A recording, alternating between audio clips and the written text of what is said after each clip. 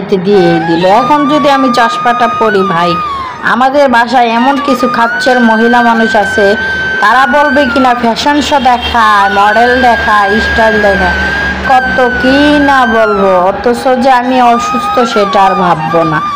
যাই হোক, মানুষের কথায় তো আমার কান দিলে হইব না। আমি অসুস্থ যেহেতু আমার চিকিৎসা করাই লাগবো।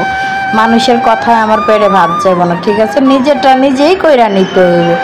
মানুষ তো ভাই একটু পিছনে একটু বুঝেন না, কি করতে পারে আর কি বলবো। যাই হোক, আমি এইখানে চশমা বানাইতে আইসা পড়লাম।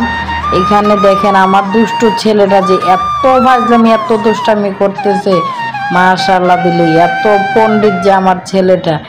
আর একটা ললিপপ যে পাইছে, ওই ললিপপটা সে খাইতেছে। আর এই জায়গা হইলো আমার বট্টু সাহেব, মানে আমার স্বামী, আমার প্রিয় মানুষটা আমার জন্য আজকে 2-3টা দিন আজকে অনেক কষ্ট করতেছে ভাই। রোজা রেখা ভিডিওটা এডিট করতেছি, তো এই কারণে গলার ভিতরে আটকায় যেতেছে, অনেক কষ্ট হইতেছে। এতদিন ভিডিওটা এডিট করতে পারিনি অনেক ব্যস্ততার কারণে, এই কারণে এখন এডিট করতেছি।